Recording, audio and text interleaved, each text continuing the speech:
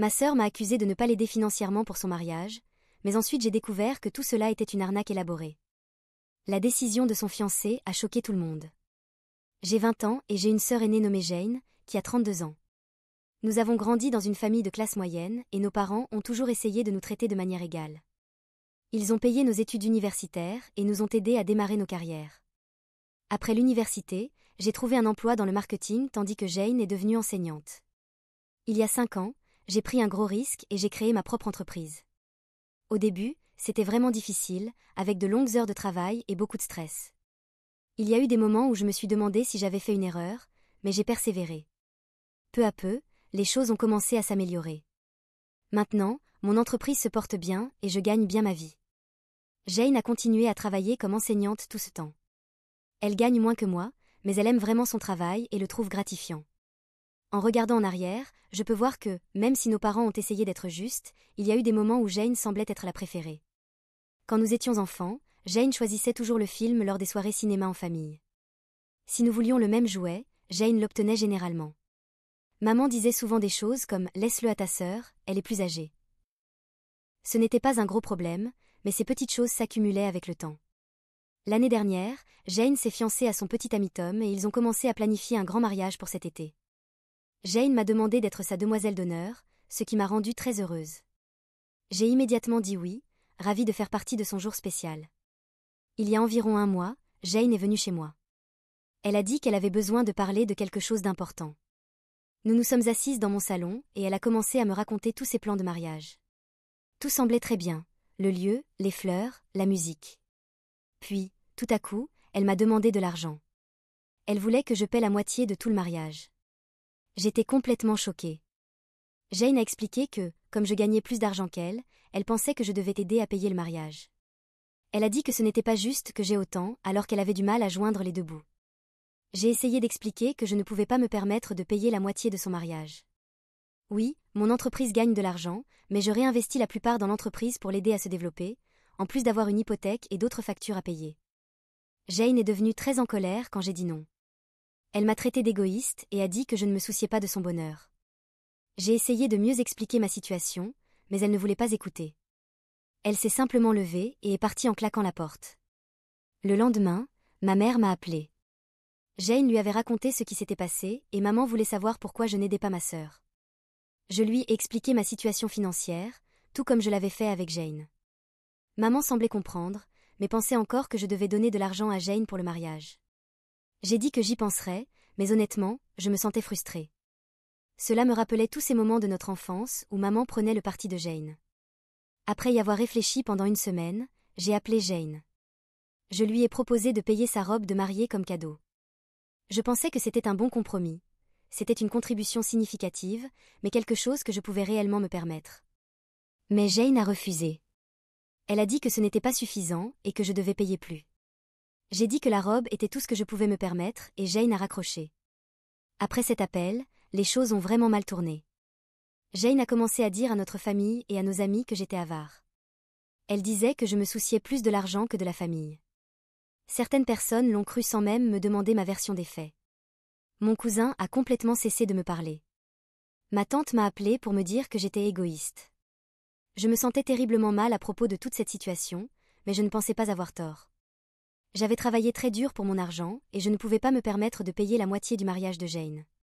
Et je ne pensais pas qu'il était juste qu'elle attende cela de moi. Je pensais que proposer d'acheter sa robe était assez généreux, compte tenu de ma situation financière. La semaine dernière, mes parents ont organisé un grand dîner de famille. Jane et Tom étaient là, ainsi que nos grands-parents et quelques oncles et tantes. Pendant le dîner, Jane a annoncé qu'elle et Tom reportaient leur mariage. Elle a dit qu'ils ne pouvaient pas se le permettre parce que je refusais d'aider. Tout le monde à la table s'est tourné vers moi. Je me sentais horriblement mal, comme si on me mettait sur la sellette. Ma grand-mère a demandé pourquoi je n'aidais pas ma sœur. Avant même que je puisse essayer d'expliquer, Jane a commencé à pleurer. Elle a dit qu'elle avait toujours rêvé d'avoir un grand mariage, mais que maintenant elle ne pouvait pas l'avoir à cause de moi. J'ai essayé d'expliquer mon point de vue, mais personne ne semblait intéressé à écouter.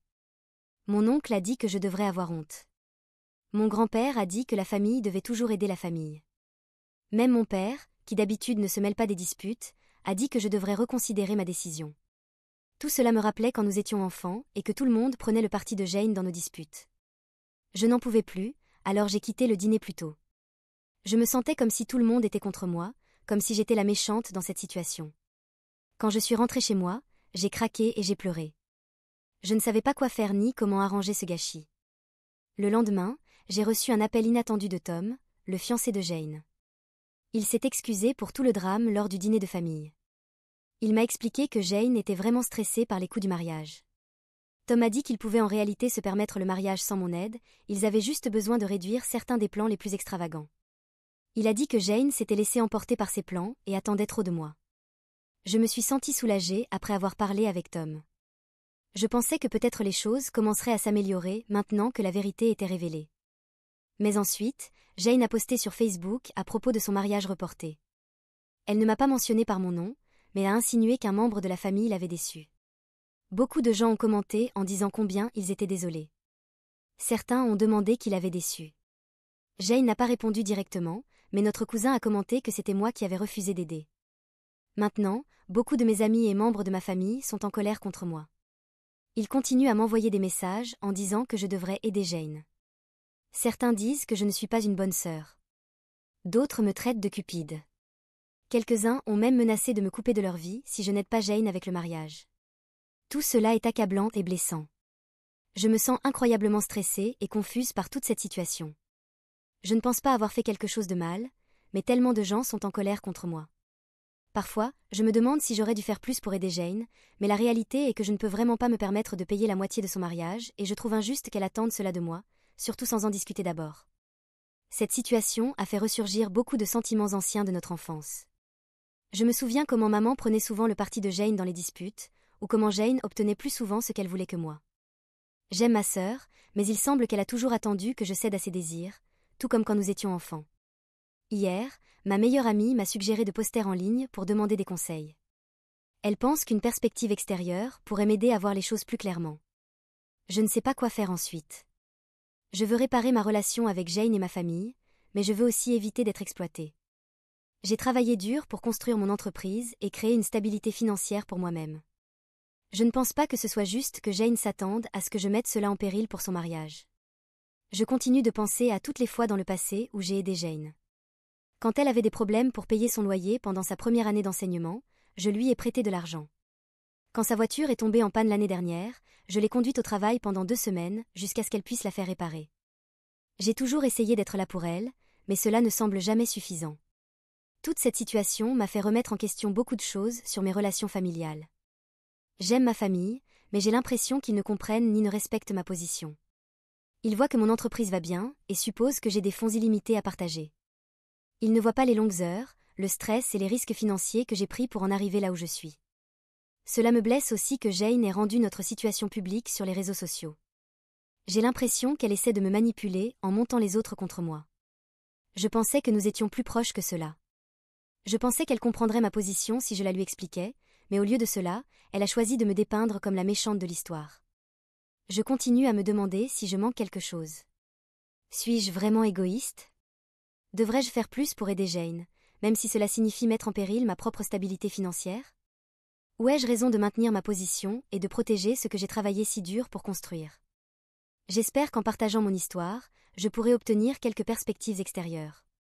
Peut-être que quelqu'un a vécu une situation similaire et peut offrir des conseils, ou peut-être, simplement écrire tout cela m'aidera à voir les choses plus clairement.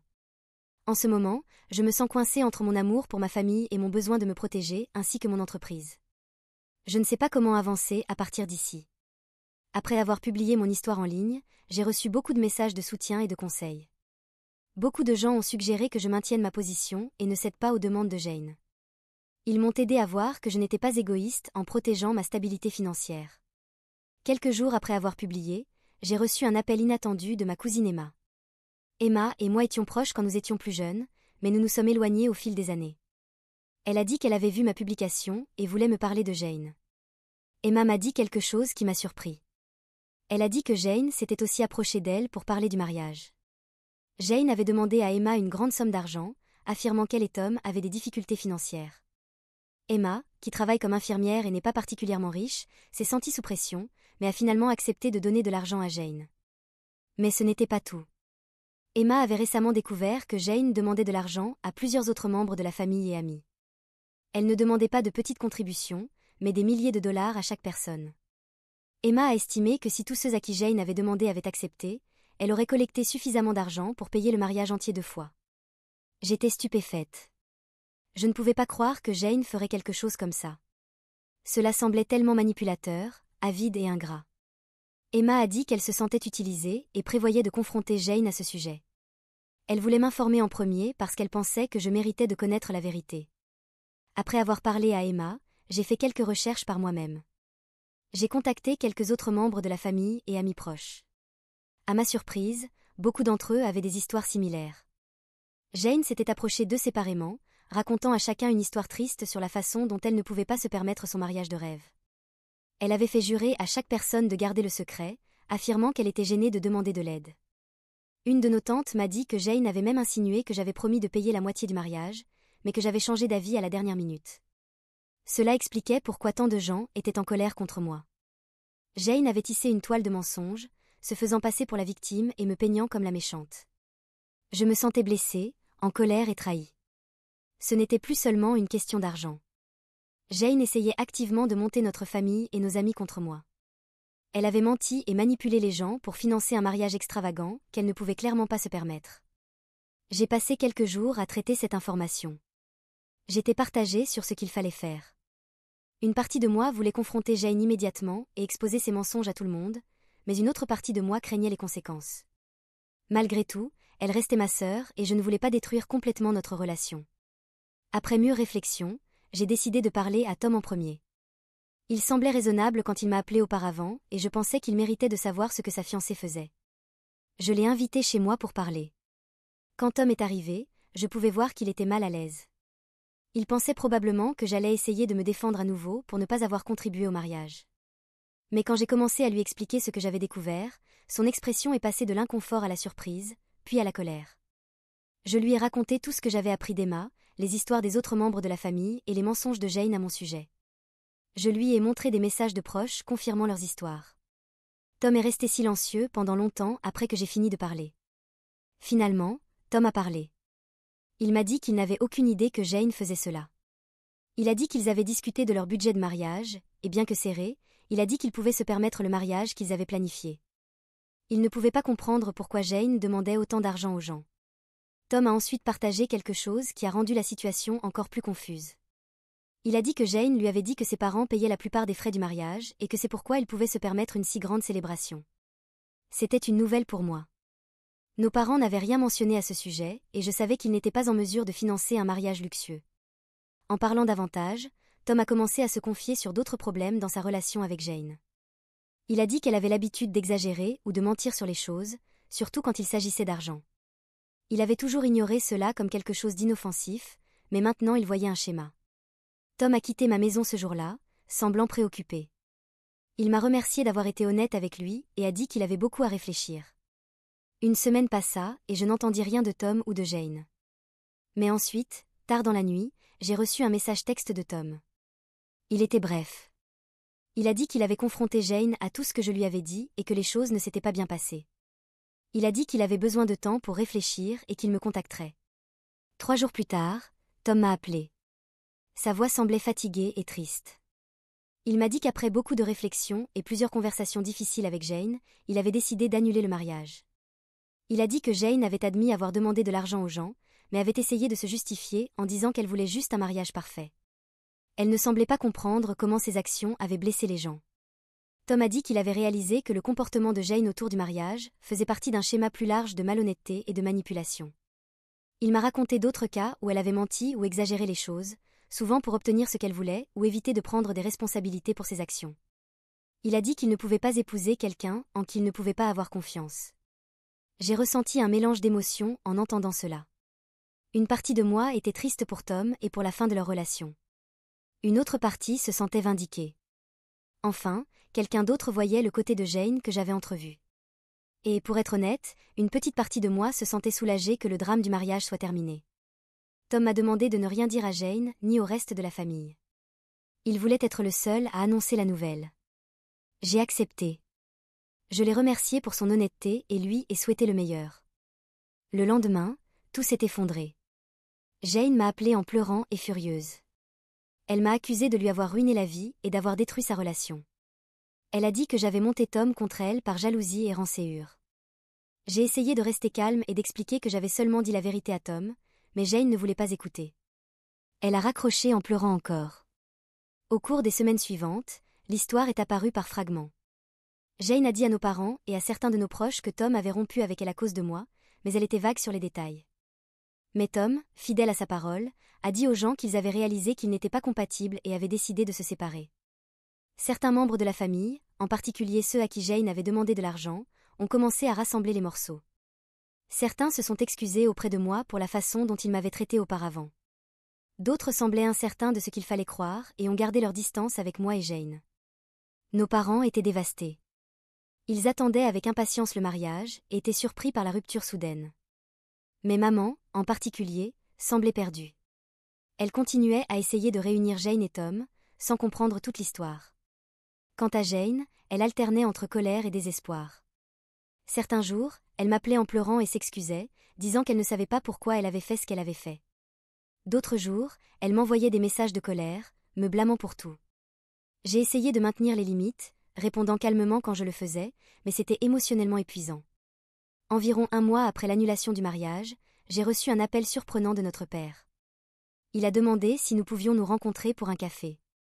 Quand nous nous sommes rencontrés, il semblait fatigué et plus vieux que je ne me souvenais. Il m'a dit que lui et maman avaient finalement obtenu toute l'histoire de Tom.